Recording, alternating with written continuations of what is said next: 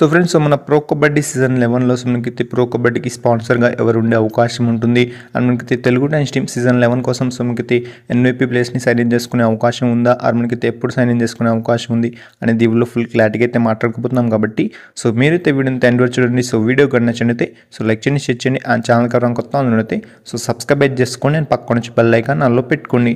So friends, వీడియోని start చేసే ముందు సో మీరు ఇంకా మన ఇన్స్టాగ్రామ్ పేజ్ని ఫాలో అయిపోతే సో కింద డిస్క్రిప్షన్లో లింక్స్ అయితే ఉంటాయి. సో మీకైతే వెంటనే ఫాలో అయితే కొట్టండి.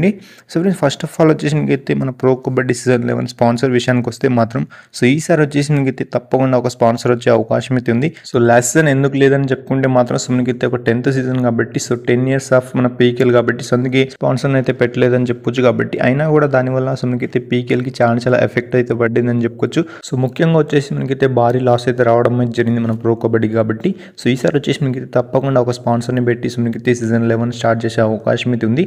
సో ఇప్పుడు మన తెలుగు టైమ్స్ టీమ్ ఒక ఎన్వైపీ ప్లేస్ గురించి మాట్లాడుకుంటే మాత్రం సో ఈసారి వచ్చేసి మనకైతే ఎన్వైపీ ట్రయల్స్ లేనట్టే తెలుస్తుంది. కాబట్టి సో అందుకే మనకైతే ఆల్రెడీ మన పీకేఎల్ 11 కోసం సో మన తెలుగు టైమ్స్ టీమ్ వచ్చేసి సో 4 or 5 ప్లేస్ని సైన్ ఇన్ చేసుకున్నది తెలుస్తుంది. సో ఆ ప్లేస్ కూడా మనకైతే ఈసారి 2 years కాంట్రాక్ట్ కింద అయితే ఉండబోతున్నారు. కాబట్టి సో ఆ ప్లేస్ని మనకైతే తెలుగు టైమ్స్ టీమ్ అఫీషియల్గా ఇంకేమాత్రం అనౌన్స్ చేయలేదు. కాబట్టి సో తప్పకుండా మనకైతే ఆప్షన్ డేట్ వచ్చిన తర్వాత సో మనకైతే తెలుగు టైమ్స్ టీమ్ వాళ్ళ ఎన్వైపీ ప్లేస్ని మన సీజన్ 11 కోసం సో అనౌన్స్ చేసే అవకాశం ఉంటుంది. సో ఈసారి మన తెలుగు టైమ్స్ టీమ్కి ఎన్వైపీ ప్లేస్ ఎలా ఉండబోతున్నారు అండ్ మనకైతే పీకేఎల్ 11లో ప్రో కబడ్డీకి సో మనకైతే స్పాన్సర్గా ఎవరు ఉండే అవకాశం ఉందనేది మీరు కింద కామెంట్స్లో కామెంట్ చేయండి.